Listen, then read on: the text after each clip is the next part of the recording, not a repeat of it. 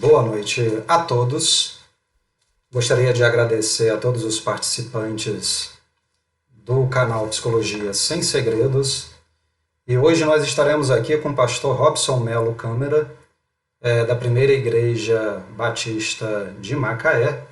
Ele também é teólogo e professor universitário. E hoje nós estaremos falando de pós-modernidade e religião, o Deus customizado da era digital.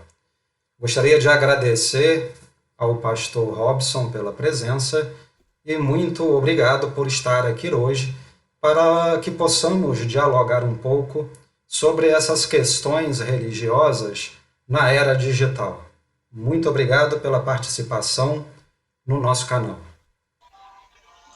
Jefferson, é um privilégio enorme. Boa noite para você, boa noite para todos que estão conosco também neste momento. É uma experiência gratificante para mim dialogar com você durante os próximos minutos sobre este tema tão relevante. Você como professor universitário, psicólogo, como cientista, você sabe que este é um assunto extremamente relevante, principalmente se considerarmos o contexto que nós estamos vivendo hoje em função da pandemia que o novo coronavírus trouxe, este isolamento social, que nos coloca inseridos de forma gritante nessa pós-modernidade, ou talvez diríamos na pós-pós-modernidade, né? Mas eu agradeço o convite, agradeço a confiança, o privilégio também. É um prazer enorme estar com você e com aqueles que estão seguindo você e acompanhando o seu programa. Tenho também acompanhado, assistindo alguns temas relevantes, importantes e práticos para a nossa realidade e para aquilo que buscamos, né? A nossa saúde emocional, a nossa saúde mental. Muito obrigado pelo convite.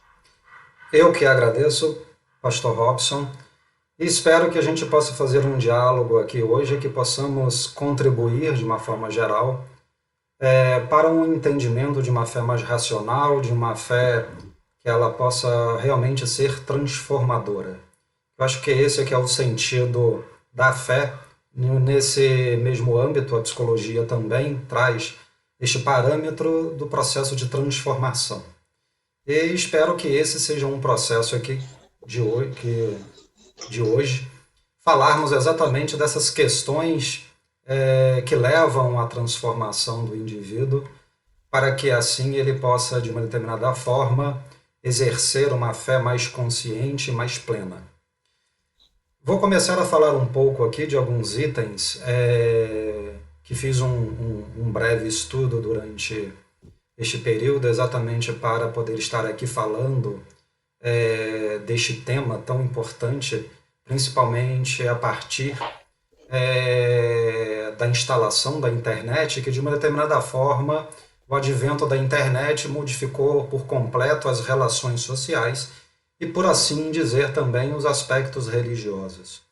Então, creio que dentro da teologia, essas questões religiosas da era digital também sejam temas de estudo e temas também que possam, de uma determinada forma, trazer, né, um aspecto relevante para se entender a religião na pós-modernidade.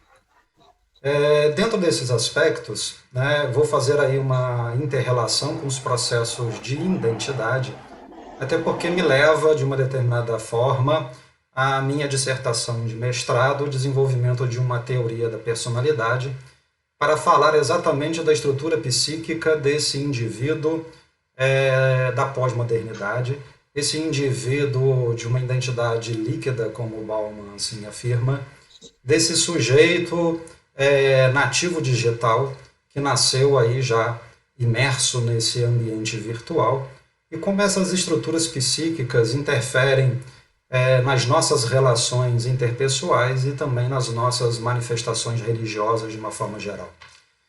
Então eu vou falar aqui de alguns processos básicos que eu vou me ater, que é o processo de fé, fama, razão e identidade líquida. A fama como um novo tipo de fé trazendo principalmente aí o aspecto imagético da imagem, e principalmente nesta era digital a imagem se torna extremamente importante para a maioria das pessoas. A fotografia como um novo voto religioso, o like como uma nova promessa. E aí a gente começa a trabalhar exatamente essas questões aí, principalmente partindo da teologia apofática, de tentar definir Deus e seus atributos em um processo que acaba limitando Deus. Para a psicanálise lacaniana e para a teologia, Deus é esse grande outro, né, um outro com O maiúsculo, não é? Em que necessariamente vai atribuir aí um sentido de ser e existir. Né? O ser e o existir é próprio dos seres. Deus não pode ser algo ou alguma coisa. Em Êxodos, Deus fala a Moisés, eu sou o que sou. Ser o que se é não é ter uma definição, pelo contrário, é uma completa falta. Porque, na verdade, por mais que você tenta definir Deus com o aspecto linguístico ou conceitual, ele ultrapassa a capacidade humana de defini-lo, porque, na verdade, ele transcende os aspectos conceituais. E tentar conceituar Deus é, na verdade, torná-lo coisa no sentido de torná-lo objeto. Nós até poderemos, dentro da psicologia, da teologia, tentar definir ele através de atributos conceituais para que a gente possa, de uma determinada forma, conceitualmente estudá-lo, mas Deus é bastante e imensamente superior à limitação racional humana. Falta que nos angustia, pois não aceitar Deus é um processo de aceitação da própria capacidade de representá-lo.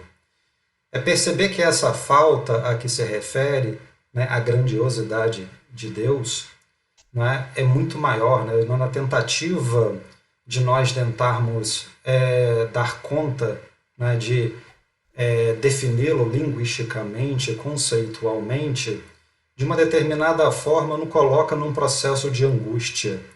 Porque, na verdade, o ser humano ele tem uma necessidade quase inata, né, que eu poderia dizer, de definir as coisas para se manter em um patamar aceitável da sua angústia existencial. Não existem palavras ou atributos que sejam capazes de representá-lo. O processo de representação é próprio dos seres humanos. Em João 1, 1 a 28, ele dirá que no princípio Deus era o Verbo. Verbo é algo que denota ação. Por isso não está escrito que Deus é substantivo, pois substantivo é usado para nomear seres, coisas. Nem adjetivo, pois adjetivo é para propor atributos. Quando João diz que Deus se fez carne, é um processo de kenosis. A kenosis é um processo de esvaziamento do Logos divino para que assim Deus tivesse a possibilidade de se tornar homem e se fazer homem. Tendo assim uma representação, uma identidade, nesta a identidade de Jesus Cristo. Para falar de identidade, muitas vezes nós temos a identidade no senso comum como um estado que não muda, que permanece sempre igual, que na verdade é uma ideia muitas vezes um pouco mal compreendida, porque nós mudamos a nossa identidade ao longo do nosso desenvolvimento. Essa identidade, na verdade, ela não é imutável. Na verdade, ela é um processo de amadurecimento do próprio indivíduo. Então, quando nós temos 5 anos de idade, a nossa capacidade de representar a nós mesmos e ao mundo está de acordo com a nossa faixa etária naquele período de vida. Mas no momento em que vamos tendo experiências e amadurecendo esse ser, a nossa identidade também vai se alterando, se ajustando e se adaptando a este processo de amadurecimento. E esperamos que esse sujeito de 15 anos não seja o mesmo do sujeito de 5 anos. Esperamos que o sujeito de 30 anos não seja o mesmo de 15 anos, porque, na verdade, essa identidade ela tem que passar por um processo de amadurecimento. E o sujeito também da religião, ele também tem que passar por um processo de amadurecimento da sua própria fé e da sua própria identidade religiosa. Não se espera que um sujeito de 30 anos ele continue enxergando Deus da mesma forma que o sujeito de 5 anos. Ele tem que passar por um processo de transformação, e nesse processo de transformação também passa por um processo de esvaziamento das suas atribuições e do seu próprio eu, para que ele possa ser preenchido pelo Logos divino. Mas para falar de identidade, né, a gente tem que falar desse eu. Mas qual é esse eu da pós-modernidade? Ou seja, qual é esse eu da estrutura psíquica, né, ou esse self, ou esse ego, dependendo aí dos aspectos teóricos que nós possamos abordar? Que sujeito é esse sujeito da pós-modernidade? Um eu que busca incansavelmente a felicidade. E aí a gente acaba identificando um sujeito da pós-modernidade preso principalmente no que nós chamamos dentro da psicanálise e da psicologia no princípio do prazer, em que todos os seus desejos sejam atendidos o tempo todo. E exatamente a internet oferece a esse sujeito um grande número de objetos para exatamente atender esse sujeito desejante. E aí, muitas vezes, esse sujeito busca incansavelmente a felicidade. E muitas vezes as pessoas enxergam exatamente essa imagem de Deus como aquele que vai lhe trazer a felicidade, como aquele que vai lhe atender todos os desejos. E, na verdade, Deus não está aqui para atender os nossos desejos. Está aqui para dar aquilo que é necessário. E o necessário e o desejo são duas coisas bastante diferentes. Desejar, né, para a religião de uma forma geral, na verdade, fazer com que o sujeito se desapegue das suas questões internas, para que, na verdade, ele possa, de uma determinada forma, se preencher-se, né, das transformações que Deus exige. O desapego a esse eu está ligado à busca exatamente do prazer, e não do prazer no sentido da felicidade momentânea. Cortar esse elo que está ligado ao desejo é que possibilita a felicidade de uma determinada forma. Porque nós criamos expectativas e não necessariamente essas expectativas vão de acordo com um plano divino que ele, né, possui para todos nós de uma determinada forma. Na cultura judaica cristã é empregado o termo kenosis, que se trata do esvaziamento da vontade própria, ou seja, de seus desejos próprios, para a aceitação incondicional do divino. Né? É um auto-esvaziamento. Em Mateus 19, 16, 22, em que Jesus está dialogando com um jovem rico, em que ele chega para Jesus e fala o que é necessário para se chegar ao reino de Deus, e Jesus fala, né, que é para que ele mantenha-se reto no cumprimento de todos os mandamentos, e o jovem fala que ele já cumpre esses processos. Então ele fala, então largue tudo, vende tudo que você possui, doe para os necessitados e siga-me. E aí o jovem, de uma determinada maneira, fica triste, né, com aquilo que Jesus lhe diz, e ele vai embora. Porque muitas vezes nós temos uma grande dificuldade de estabelecer esse desapego, para que assim a gente possa, de uma determinada forma, se esvaziar das nossas perspectivas egóicas, para que a gente possa se preencher de Deus. Esse esvaziamento, para que a gente possa ser preenchido pelo divino, nem sempre é fácil para a maioria das pessoas. Em Êxodo 20, 3, 4, não farás para ti nenhum ídolo, nenhuma imagem. E na verdade o que nós fazemos neste ambiente digital, nessa era digital, é fazer exatamente apologia à imagem, né? Colocarmos a idolatria do próprio eu acima de qualquer coisa. E nós não estamos mais falando que seja feita a vossa vontade, mas a minha vontade. Do momento em que eu começo a fazer com que Deus se transforme necessariamente em uma perspectiva que eu tenho e não necessariamente naquilo que é necessário. E aí nós entramos em um conceito bastante interessante dessa era digital que se chama sociedade do espetáculo. Na pós-modernidade, elevamos o eu a um estado de idolatria. O simbolismo do bezerro de ouro são referências à idolatria, ao prazer no sentido material. É venerar a ilusão do eu. Neste âmbito da sociedade líquida, né, e principalmente aí, a idolatria do próprio eu, ele é bastante discutido na obra de um filósofo francês chamado Guy Debord, que escreveu exatamente o livro chamado Sociedade dos Espetáculos, que ele definiu o espetáculo como um conjunto das relações sociais medidas pelas imagens. É um processo do capitalismo do acúmulo de capital e bens e das imagens. Para a socióloga portuguesa Júlia Catarina, na sociedade do espetáculo no qual vivemos, o invisível tende a significar o insignificante.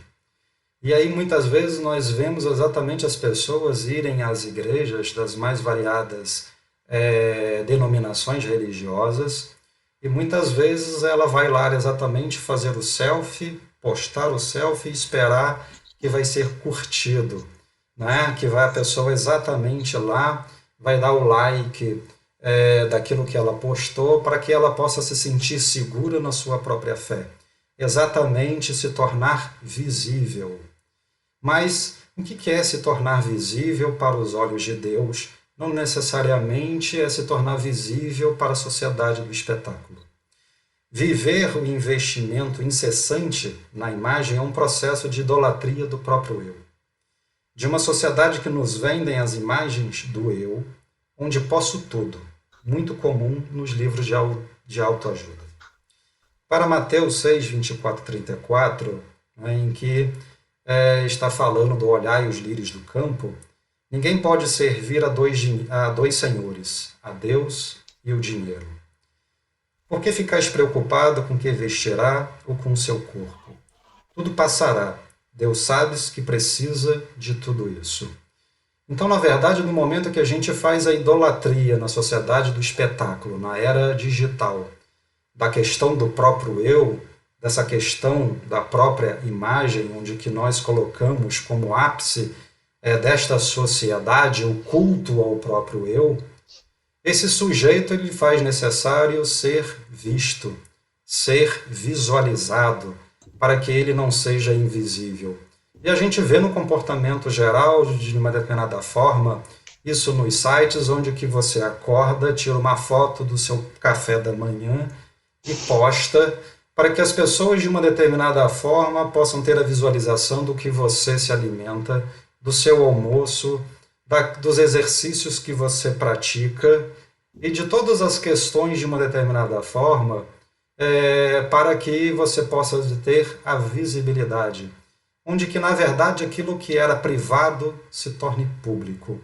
E aí a fé também entra nesse processo de uma determinada forma, subjugar a fé que deveria, de uma determinada forma, ser privado de cada indivíduo, porque o processo de transformação ela é única e singular para cada sujeito. Ela passa a ser também um motivo de colocar ali os seus selfies nos seus processos religiosos para que ele possa ser vislumbrado por todos. Neste caso, Bauman se refere à liquidez, ou seja, o ser volátil, e que nesta sociedade digital investimos nos acúmulos de imagens e de bens. Neste ponto, gostaria de entrar nos aspectos de customizar, né, que é um dos aspectos exatamente aí dessa live. Customizar, para o dicionário, significa adaptar a preferência do usuário, ou seja, personalizar. E é neste processo que customizamos Deus, o adaptamos à nossa preferência, ou melhor, à nossa imagem e semelhança, tornando Deus um produto de consumo, é uma imagem reflexo do nosso próprio eu. É uma kenosis investidas, onde Deus se esvazia para ser preenchido pela minha imagem e padrões.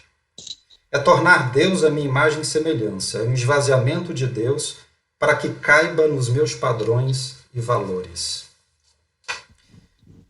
E aí a gente entra exatamente em um processo de fé desse sujeito digital, desse sujeito da modernidade líquida, da identidade líquida, em que acaba entrando também em um conceito teológico que é através do fideísmo, doutrina teológica que rejeita o emprego da razão, para o exercício da fé que customiza Deus.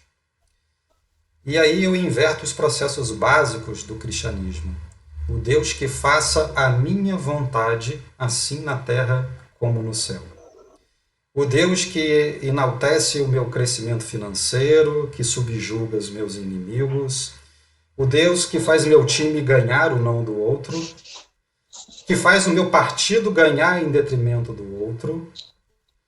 Deus da misericórdia, do amor, que não julga, não é? Porque se nós pegarmos exatamente aí, né, a quinosis pelo qual Deus passou para se transformar em homem, que é exatamente o processo que Jesus realizou para se transformar em homem, para que pudesse vivenciar todos os processos que nós vivenciamos.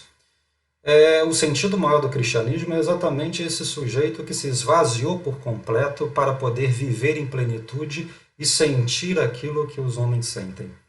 Mas é um Deus da misericórdia e não necessariamente para atender os nossos desejos.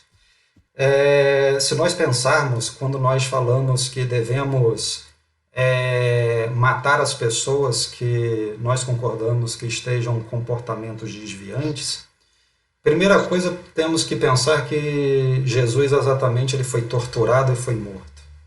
Que ele passou por esse processo, em que diante do povo, Pôncio Pilatos pediu para a população, de uma determinada forma, escolher quem deveria ser crucificado entre ele e Barrabás, e a população escolheu Barrabás.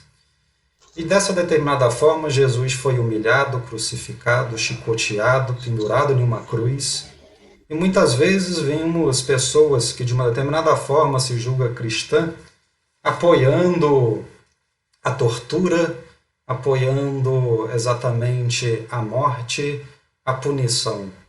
Muitas vezes nós não conseguimos diferenciar, né, entre o indivíduo e o pecador, que são dois aspectos distintos. E que em uma sociedade em que nós estamos aqui de uma determinada forma julgando, analisando, culpabilizando, vai exatamente contra tudo aquilo que o cristianismo prega, tudo aquilo que, uma de determinada forma, foi difundido por Jesus. E esse sujeito que muitas vezes ele precisa da curtida, ele precisa dessa afirmação no ambiente digital, ele coloca exatamente esse sentido muitas vezes de perseguir o outro, de julgar o outro, de analisar o outro. E muitas vezes, quando ele é curtido ou pessoas postam concordando com esse tipo de pensamento, ele acaba tendo uma autoafirmação daquilo que ele professa, e ele acaba considerando que exatamente esse aspecto é um aspecto natural, e que, na verdade, o cristianismo em nenhum momento aponta este processo. Na verdade, é um processo totalmente contrário. Não há possibilidade de ser cristão e fazer asepsia de pessoas, de ser racista, misógino, homofóbico ou qualquer outro tipo de preconceito. Jesus veio para todos, para que todos tenham vida em abundância, né? E quando a Bíblia exatamente fala para que todos tenham vida e vida em abundância, ele está se referindo a todos, né? Essa palavra todos inclui todo mundo e não necessariamente faz uma asepsia, né, de pessoas, caracterizando aquelas que podem ter acesso ao plano divino e aquelas que não podem ter acesso ao plano divino. E aí esse processo de enaltecer o próprio ego, de idolatria do próprio eu que nós vivemos nesta era digital, muitas vezes leva a uma modificação da visão religiosa. E o que a religião exatamente significa? Que é nos ligarmos a Deus, é o religare, né? De que ligar a Deus. E esse é o papel da religião. E eu gostaria, né, que o pastor Robson pudesse exatamente falar aí no ponto de vista da teologia, como a teologia enxerga esse sujeito da pós-modernidade e como ele enxerga que esse sujeito ele possa, de uma determinada forma, desvirtuar esses padrões religiosos e muitas vezes, em vez de se aproximar de Deus, ele acaba se afastando de Deus. Jefferson, essa é uma situação complexa e tem sido um desafio para nós enorme esse novo tempo. Disse há poucos dias aqui, em um de nossos eventos, um culto online, porque nós não estamos realizando atividades presenciais na igreja, temos observado a orientação das autoridades governamentais e médicas, evitando todo e qualquer tipo de contato, as aglomerações. Nós estamos vivenciando literalmente o isolamento social. Mas eu disse que nós estamos vivendo num mundo extremamente mutável. Nós estamos vivendo num mundo que você dorme, ele é um, e quando você acorda, ele é outro. E essas implicações envolvem todas as áreas do desenvolvimento humano, todas as áreas da nossa experiência humana. Não há exceções. Chega até nós, no contexto da igreja local, no contexto dessa religiosidade que você menciona no seu texto. Por quê? Todos nós somos seres espirituais. Eu creio assim, é uma constituição nata do ser humano. Mesmo a pessoa que diz, eu não creio em Deus, ela está dizendo, eu creio que Deus não existe. Então a fé, ela é inerente a nós, todos nós. Mesmo quem não admita a existência de Deus. O grande desafio para nós hoje, porque nós saímos de uma modernidade onde coisas, principalmente os valores e os conceitos, eram sólidos, até então eram permanentes, e agora nós estamos vivendo nessa pós-modernidade, e talvez já tenhamos deixado a pós-modernidade para trás, e já estamos vivendo uma pós-pós-modernidade. Bauman tem razão. É uma sociedade líquida. Não existe uma forma, mas existe uma fluidez contínua. Como é que nós, da igreja, como é que nós, da religião, como é que nós, que lidamos com a espiritualidade humana, vamos trabalhar este novo mundo que aí está? Também tenho dito que nós não seremos os mesmos pós-pandemia. Já não somos os mesmos durante a pandemia do Covid-19. Depois também seremos uma sociedade muito diferente. E como é que nós vamos tratar a questão de Deus? Você coloca como tema da nossa discussão hoje aqui, muito interessante, Deus customizado na era digital. Bom, nós sabemos que se eu quero customizar o meu carro, o que é que eu vou fazer com ele? Eu vou levá-lo a uma oficina e eu vou solicitar que o profissional faça alguns arranjos neste carro para que ele seja único. O meu carro, que vai ter as minhas características de acordo com a minha vontade. Eu vou pintá-lo na cor que eu quero, a roda, o pneu, o para-brisa, o para-choque, as portas, o couro dos assentos. Esse carro será a minha cara, certo? Então, o tema da sua matéria hoje diz exatamente isso. Nós estamos vivendo um mundo onde a pessoa quer um Deus customizado. O meu Deus de acordo com as minhas necessidades, com as minhas preferências. É como se nós estivéssemos entrando, não na igreja, mas no supermercado, e esse supermercado ele tem várias gôndolas, várias prateleiras, e eu posso me servir à vontade de acordo com aquilo que os meus olhos veem e o que meu coração sente e a mente deseja. Como é que eu vou lidar com isso? Né? Como é que eu vou lidar com essa igreja self-service? É como se o fiel ele entrasse pelas portas do templo da igreja, como ele entra durante o almoço num restaurante, e ele, com o prato em mãos, ele começa a servir, ele tem ali 60, 70, 80 pratos, e ele pode colocar aquilo que é da sua preferência. É um desafio para nós, porque a própria igreja contribui negativamente para essa situação. Nós temos hoje igrejas, líderes espirituais, religiões, que estão cedendo a esse apelo da pós-modernidade ou da sociedade líquida da era digital. Estão transformando o culto num show, num espetáculo, estão moldando Deus ao gosto do freguês, entre aspas. Eu confesso a você, Jefferson, que fico extremamente preocupado, porque nós estamos lidando com um ser humano que precisa de referenciais. Nós estamos buscando sentido para a nossa vida. A psicologia entende dessa forma também. Nós vivemos cotidianamente crises existenciais que, segundo eu entendo, são frutos exatamente dessa fluidez da nossa nova sociedade. Essa modernidade líquida tira de nós o nosso chão. Nós não temos onde colocar os nossos pés e então concluirmos que estamos seguros. E nessa busca de sentido para a vida, o homem procura pela sua espiritualidade. As ciências concordam que o homem é um ser espiritual. A arqueologia, a filosofia, a história, a psicologia, a antropologia e outras ciências concordam que o ser humano ele é um ser espiritual. E nessa busca, ele busca Deus. Mas que Deus é esse?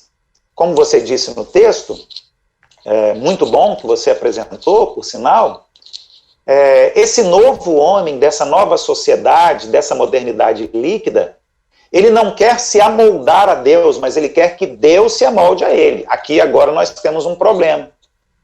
Porque quando eu vou para a Bíblia, e a Bíblia é o nosso livro máximo, que revela Deus, que revela a sua vontade para nós, eu não consigo encontrar um Deus que se amolda àquilo que eu quero, àquilo que eu desejo.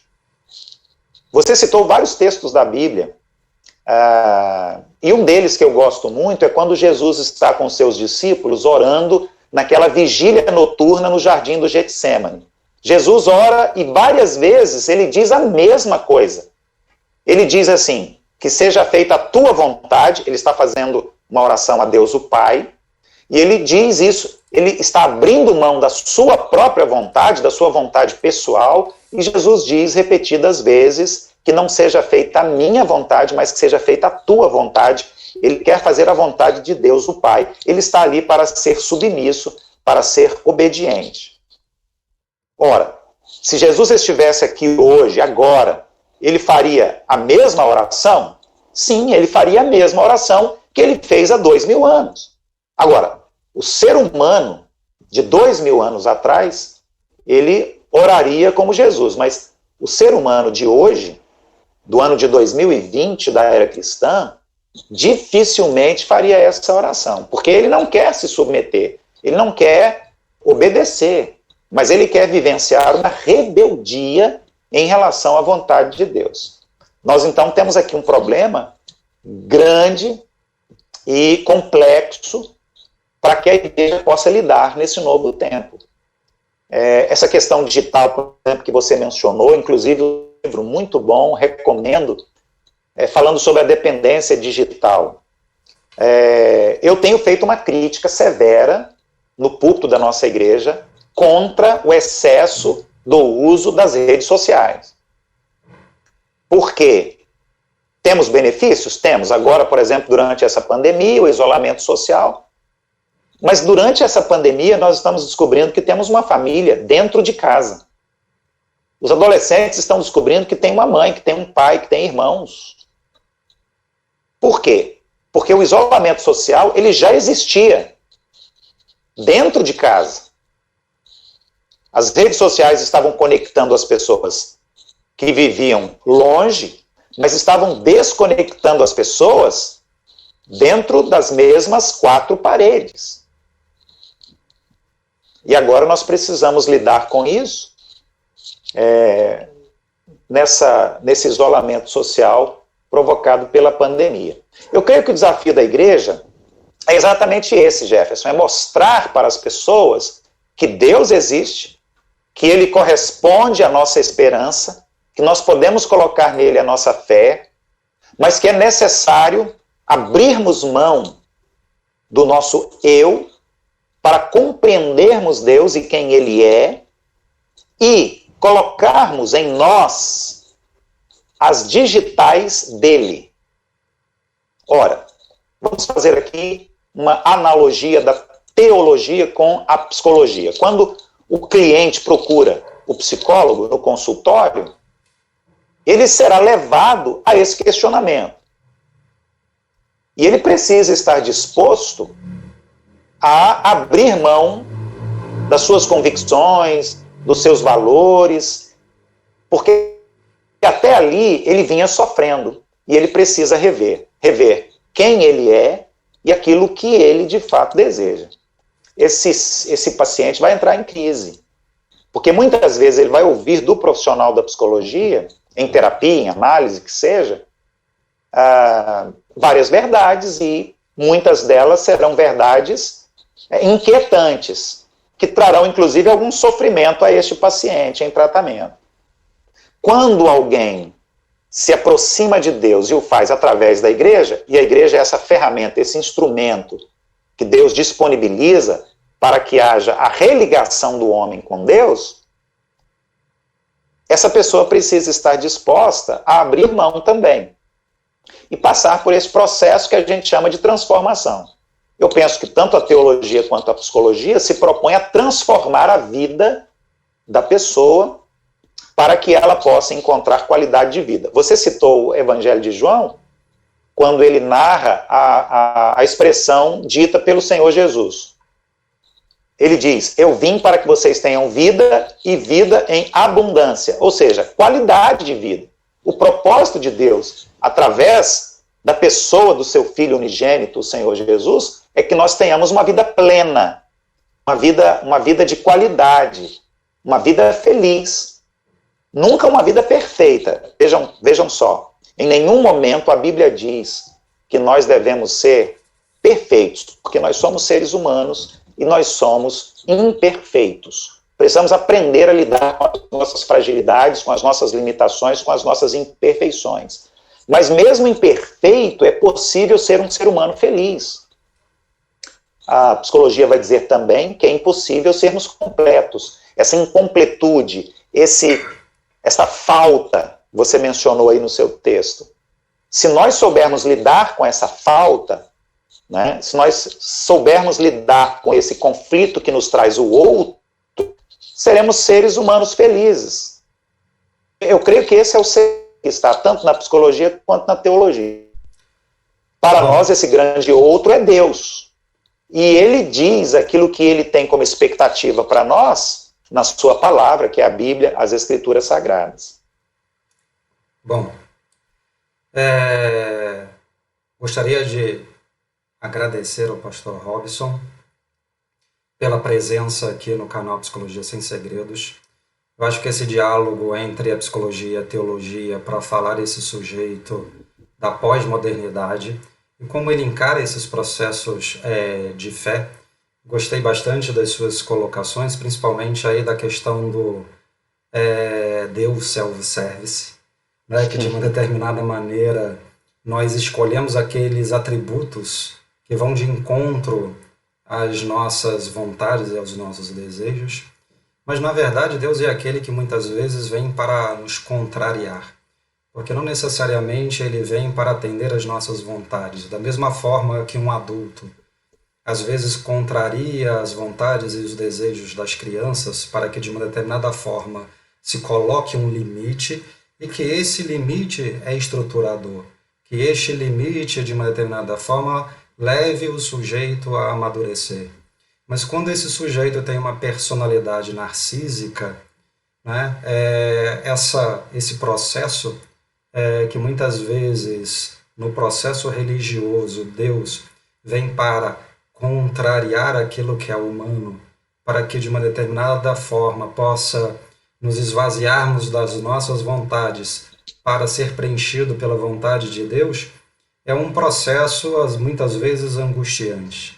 É um processo de transformação, e todo processo de transformação ocorre o processo de resistência ou de negação.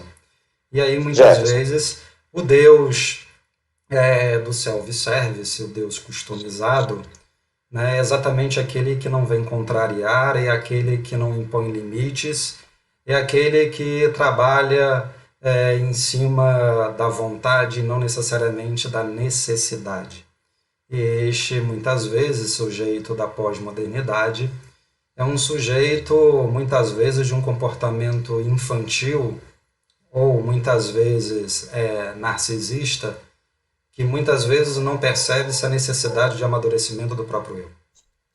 Hein, Jefferson? Inclusive, essa colocação que você fez é muito interessante e eu gostaria de ilustrar isso. Ora, uma mãe e um pai, no processo de estruturação dos filhos, de educação, de formação das crianças, vão dar orientação.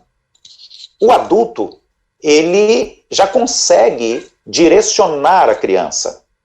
E esse processo de educação, de ensino, de transmissão de conhecimento, de formação do indivíduo, ele deverá constar muitas vezes o sim, mas também muitas vezes o não. Isso pode e isso não pode. O pai e a mãe, quando estão neste processo de educação dos filhos, eles os fazem porque amam os seus filhos. Eles querem o melhor para as crianças. Eles querem que sejam esses filhos adultos, amadurecidos e preparados para lidar com as questões cotidianas da vida adulta. E eles o fazem, repito, porque eles amam, porque eles gostam e eles querem o melhor para os seus filhos. Eu vejo Deus se relacionando com o homem da mesma forma. Na Bíblia, Deus diz que ele corrige porque ele ama. Ele corrige exatamente porque ele quer o melhor para nós. Naturalmente que nós não queremos ser corrigidos. Não queremos admitir as nossas imperfeições e mazelas. Não queremos reconhecer que é necessário passar por esse processo modelador. E Deus faz isso com o homem, não porque ele seja um carrasco, ele queira ver o homem em sofrimento. Não. Ele quer que nós sejamos fortalecidos, amadurecidos e melhorados em todo esse processo. Aliás, em classe, no curso de psicologia há poucos dias, nós comentávamos, alunos e professor, exatamente sobre o sofrimento humano. E o professor disse, com propriedade, o sofrimento é necessário. O que seria da nossa vida sem a presença do sofrimento? Neste processo de estruturação, neste processo de crescimento, de amadurecimento. O sofrimento na Bíblia, ele é um instrumento que Deus usa para nos abençoar. Pode parecer, a princípio, contraditório, paradoxal, mas é fato. E quando nós aprendemos a lidar com isso, e o apóstolo Paulo, várias vezes, em vários textos, ele escreve exatamente isso, ele agradece a Deus porque em muitas adversidades, em muitas circunstâncias ruins, ele aprendeu, ele cresceu, ele se fortaleceu, ele amadureceu. A psicologia também tem esse viés, ela vê o sofrimento como algo positivo a partir do momento em que ela é uma oportunidade para nós. E se nós estamos falando aqui de um Deus customizado, quer dizer, o self-service ou o supermercado, com as inúmeras gôndolas e prateleiras, eu vou sempre escolher aquilo que me é conveniente, concorda? Eu sempre vou deixar de lado aquilo que eu preciso. Porque uma coisa é aquilo que eu desejo, aquilo que eu gosto, aquilo que eu quero. Outra coisa é aquilo que eu preciso. E muitas vezes aquilo que eu preciso não é necessariamente aquilo que me traz prazer, que me realiza, que me deixa satisfeito. E então nós vamos encontrar um ser humano em conflito, em crise, porque ele não quer dar o braço a torcer, não quer admitir. Nessa sociedade fluida, nessa sociedade moderna, líquida, que Bauman cita, nós também vamos encontrar uma religião líquida, uma espiritualidade líquida e uma igreja líquida. E o nosso desafio na liderança, e eu sou pastor de uma comunidade relativamente grande para o contexto da nossa cidade de Macaé, nós estamos com esse desafio gigantesco de nós mostrarmos para as pessoas, para a nossa comunidade, para a sociedade como um todo, que Deus, ele tem um projeto de vida para nós. E ele deseja exatamente abençoar, deseja que tenhamos qualidade de vida, mas para isso será necessário estar disposto a abrir mão. Eu tenho lido muito sobre a pandemia e as expectativas do pós-pandemia. Muitos autores estão escrevendo que esperam uma sociedade mais solidária, uma sociedade disposta a compartilhar, uma sociedade onde esteja reinando muito mais a compreensão, a aceitação, o amor, etc, etc. Eu tenho minhas dúvidas, porque após a pandemia, nós continuaremos sendo os mesmos seres humanos que nós éramos antes da pandemia, não estamos dispostos a abrir mão. E isso é complexo. Nós temos nesse semestre na faculdade uma disciplina muito interessante, tenho aprendido bastante, psicologia comunitária. E esse é um desafio enorme para nós. Como é que nós vamos ter a psicologia comunitária pós-pandemia, se nós falamos que é necessário viver em comunidade, termos relacionamentos interpessoais, estarmos convivendo com pessoas, interagindo com pessoas, aliás, faz parte da nossa saúde mental, você concorda comigo, eu creio? Somos seres criados para viver em sociedade. Se nós não temos a oportunidade de viver em convívio social, isso vai gerar adoecimento mental para nós. Eu imagino que essa pandemia trará consigo estresse, aflição, inquietação, medo, desesperança, desânimo, depressão, muito provavelmente um alarmante crescimento do índice de depressão e, consequentemente, suicídio. Com certeza. Pastor Robson, queria agradecer por estar aqui conosco no canal Psicologia Sem Segredos. Espero que em outro momento possamos estar aí dialogando outros temas. Foi muito importante nesse momento tecermos um diálogo entre a psicologia e a teologia, porque é exatamente através dos diálogos que nós possamos e podemos nos construir como indivíduos melhores e como pessoas melhores e uma sociedade melhor. Muito obrigado e uma boa noite a todos.